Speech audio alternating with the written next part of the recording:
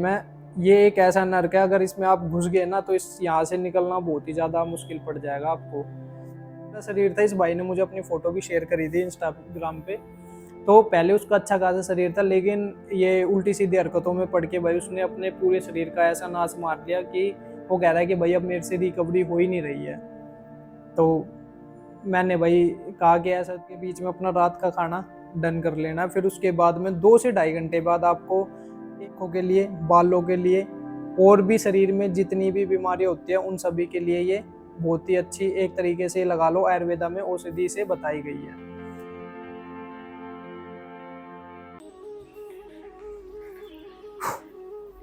तो भाई कैसे हो आप सब? आप सभी का एक बार फिर स्वागत करता हूँ मैं अपने नाइट शिफ्ट के डे 2 में। और आज 2 टॉपिक है जो कि हम डिस्कस करेंगे। पहला टॉपिक है हमारा ऑफिस आने से पहले हमें क्या क्या चीज़ें खानी चाहिए, और दूसरा टॉपिक है मास्टरबेशन से रिलेटेड। ऐसे बच्चे का मेरे पास मैसेज आया था जिसने कि मास्टरबेशन को लेकर काफ़ी कुछ बताया, और भाई उसने किस तरीके से अपने शरीर को बिल्कुल ही ख़त्म कर लिया है वो भी मैं आपको सारी चीज़ें अभी आगे वीडियो में बताऊंगा। स्किप मत करना, काफ़ी इन्फॉर्मेटिव वीडियो रहने वाली है ये आप सबके लिए। तो भाई सबसे पहले अपना पहला टॉपिक समझते हैं कि हमें ऑफिस आने से पहले क्या चीज़ खानी चाहिए, क्या चीज़ नहीं खानी चाहिए। अगर आप मतलब अभी नाइट शिफ्ट कर रहे हो मेरी तरह, तो आपको 6 से 7 बजे के बीच में अपना रात का खाना डन कर लेना है। फिर उसके बाद में 2 से ढाई घंटे बाद आपको एक ऐसी मील लेनी है जिससे कि आपको एनर्जी मिलती रहे। या अगर मील ना खा पाओ, खाना खाने का मन हो, तो आप नॉर्मली दूध पी के भी आ सकते हो। दूध में बस कुछ ड्राई फ्रूट ऐड करने पड़ेंगे जैसे कि मैं भी करता हूँ। तो आपको सबसे पहले तो वही दूध गर्म कर लेना है, उसमें डालने हैं आपको मखाने, किशमिश और बादाम।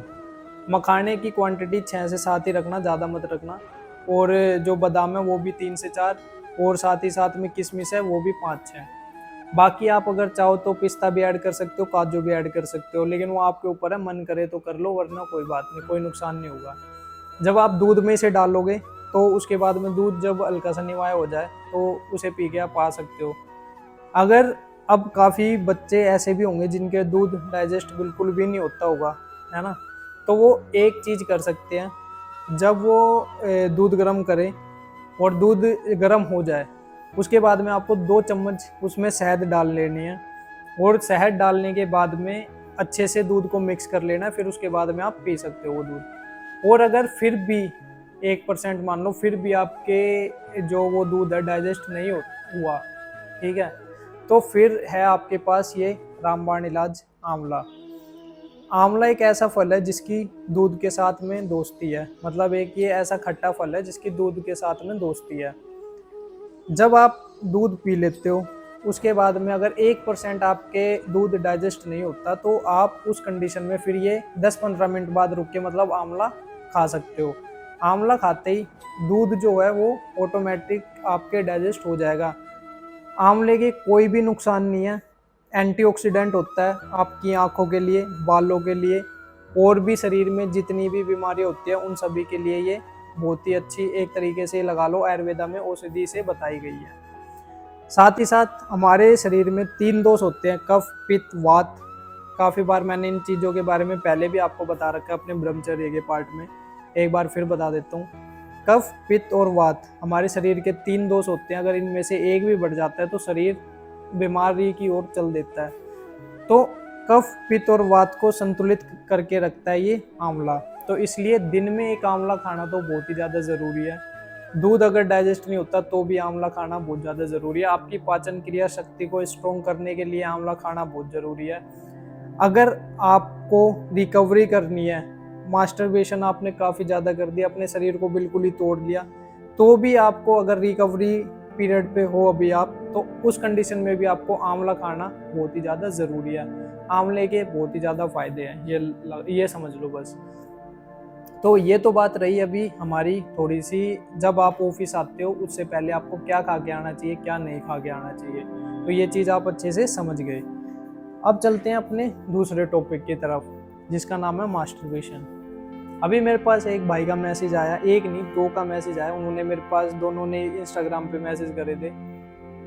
एक ने मतलब नॉर्मली बात करी, और एक तो इतना ज़्यादा डिप्रेशन में गया हुआ है कि भाई उसके मतलब पूछो ही मत, वो काफ़ी ज़्यादा डिप्रेशन में है। अभी बीच में उसने मुझे बताया कि उसकी स्टार्टिंग हुई कैसे। अच्छा भला शरीर था, इस भाई ने मुझे अपनी फ़ोटो भी शेयर करी थी इंस्टाग्राम पे। तो पहले उसका अच्छा खासा शरीर था, लेकिन ये उल्टी सीधी हरकतों में पड़ के भाई उसने अपने पूरे शरीर का ऐसा नाश मार लिया कि वो कह रहा है कि भाई अब मेरे से रिकवरी हो ही नहीं रही है। तो मैंने भाई कहा कि ऐसा तो ऐसी कोई चीज़ नहीं है जिससे मतलब थोड़ा सा मतलब उसे एक तरीके से लगा लो मोटिवेट करा कि भाई ऐसी कोई भी बात नहीं है कि जो चीज़ रिकवरी ना हो पाए, थोड़ी सी पेशेंस कर रखनी पड़ेगी, बस सारी चीज़ें नॉर्मल हो जाती हैं। तो भाई मैंने उसे अच्छे से उससे बहुत सारी बात करी। वो काफ़ी ज़्यादा बंदा डिप्रेशन में हो गया था। तो मैं आपको इन द एंड यही बताना चाहता हूँ, ये चीज़ ऐसी है कि भाई अगर आप इस नर्क में चले गए ना तो इसमें से निकलना बहुत मुश्किल है। और इस नर्क के द्वार में जाता कौन है? जिसकी अभी 15 साल से ज़्यादा की उम्र है ना, वो बच्चे इस नर्क में जल्दी घुस जाते हैं। और इन्हें बिगाड़ने वाला है कौन? इन्हें मतलब सलाह देने वाला होते हैं इनकी यार दोस्त, कोई इनका खास। क्योंकि इस भाई से भी मेरी बात हुई ना, तो इसने यही बताया कि भाई मैं पहले ऐसा बिल्कुल नहीं था, लेकिन संगत का कहते हैं ना कि संगत का असर भाई बहुत ज़्यादा पड़ता है। ठीक है, वो ये मतलब इसकी भी थोड़ी फ्रेंड सर्कल वैसे ही हो गया हुआ है। तो इसे भी थोड़ा बताने लग गए कि भाई जब मूड ज़्यादा बेकार हो तो उस कंडीशन में मास्टरबेशन कर लो।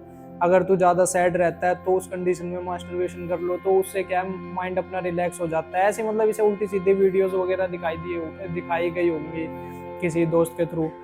तो इसने फिर वही करना स्टार्ट करा, इसे वही वही डेली डेली करने लगा तो मजे आने लग गए। लेकिन इसे ये नहीं पता था कि ये कितनी बड़ी मतलब अपने लिए एक प्रॉब्लम क्रिएट कर रहा है। और ऐसे करते करते अभी इसकी कंडीशन ऐसी आ गई, ये कह रहा है कि भाई मैं जितना मर्जी खा रहा हूँ पी रहा हूँ, लेकिन मेरे शरीर में कुछ लग ही नहीं रहा। और मतलब वर्कआउट भी करता हूँ जल्दी थक जाता हूँ, और पहले वाली वो बात नहीं आ रही है परफॉर्मेंस में, मतलब बिल्कुल ही परफॉर्मेंस डाउन होगी। तो काफ़ी ज़्यादा भाई बंदा डिप्रेशन में था। तो एक ऐसे ही भाई मुझे जनवरी में भी मिला था, जनवरी के आसपास में, तो वो भी इसी तरीके से काफ़ी ज़्यादा डिप्रेशन में चला गया था। लेकिन अभी वो फिलहाल उसे हो गए हैं 5-6 महीने ब्रह्मचर्य के पाठ का पालन करते हुए। और अभी मेरी उससे बात होती है तो वो कहता है कि भैया बिल्कुल मैं मतलब अब फिट हूँ, अब मेरे ऐसी वैसी कोई भी समस्या नहीं है जो स्टार्टिंग में उसे फेस करनी पड़ रही थी। स्टार्टिंग के 1 महीने में उसे दिक्कत आई थी, फिर 1 महीने के बाद उसके साथ में सब चीज़ें अच्छी होती रही। लेकिन उसने पेशेंस दिखाई, 1 महीने तक अपना ब्रह्मचर्य के पाठ का पालन कंटिन्यू रखा। तो ये बात उसकी मुझे अच्छी लगी। तो भाई अब बात करते हैं, चलो ये तो होगी इन भाइयों की। और एक बस लास्ट में एडवाइस यही देना चाहता हूँ कि जो भी अभी 15-16 साल का जो भी मेरा भाई ये वीडियो देख रहा हो, या 21 साल का हो, 20 साल का हो, या अभी कॉलेज में हो, स्कूल में हो, कहीं भी हो, तो अगर आप ये वीडियो देख रहे हो तो भाई अभी भी संभल जाओ, टाइम है। ये एक ऐसा नर्क है, अगर इसमें आप घुस गए ना तो इस यहाँ से निकलना बहुत ही ज़्यादा मुश्किल पड़ जाएगा आपको। अब बात करते हैं इसकी रिकवरी की। तो भाई देखो, बचपन में जाने अनजाने जैसे भी गलतियाँ हुई हैं, हो जाती है, हर किसी से होती है। तो इसकी रिकवरी आप कैसे करें? सबसे पहली चीज़ तो अपना भाई खान पान अच्छा रखना पड़ेगा। ठीक है, सात्विक खाना खाना पड़ेगा। एक मतलब बाहर का बिल्कुल ही कुछ नहीं खाना, एक भी चीज़ नहीं खानी बाहर की। ठीक है, तली भुनी ज़्यादा नमक मिर्च के बिल्कुल कुछ नहीं खाना। जितना हो सके घर का खाना ही खाना है, सात्विक, बिल्कुल कम नमक मिर्च का, जिससे कि पेट में बिल्कुल भी गर्मी ना बने। लहसुन प्याज बिल्कुल छोड़ देने हैं, वो भी एक तरीके से तामसिक आहार होते हैं। और ऐसा बोलते हैं कि जैसा खाओगे अन्न वैसा होगा मन।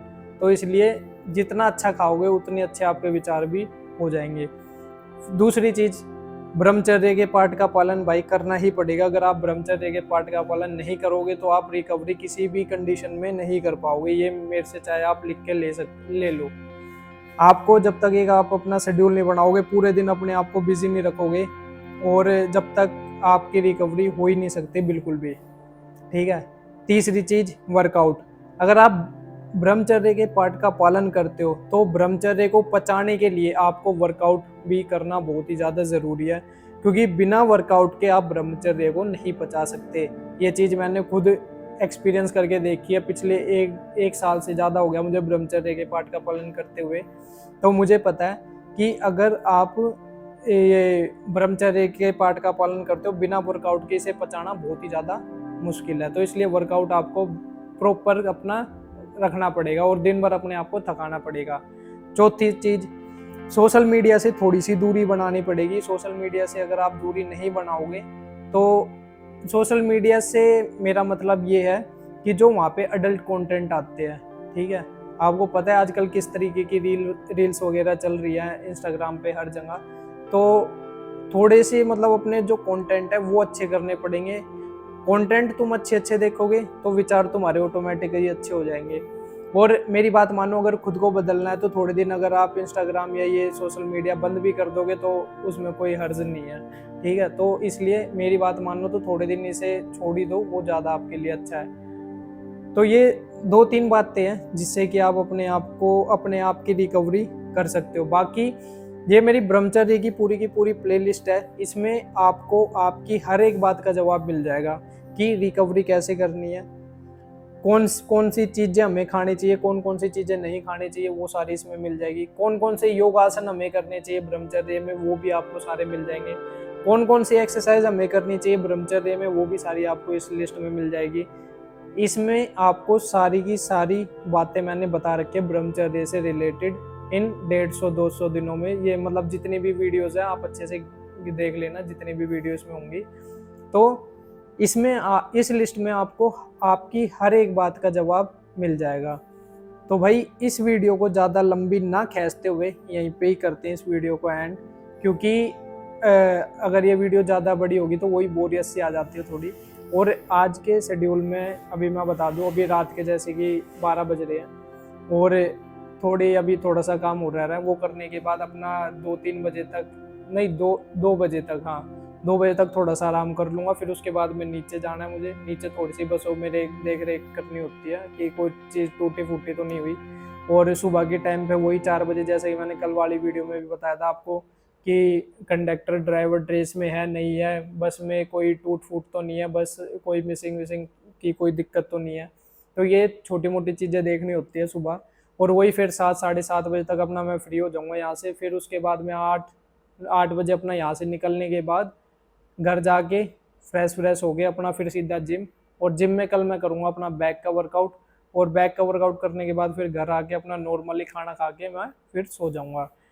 तो वो अपना सेम शेड्यूल है हर मतलब कल की तरह ही। तो इसलिए मैंने सोचा क्यों ना वर्बली ही बता दिया जाए।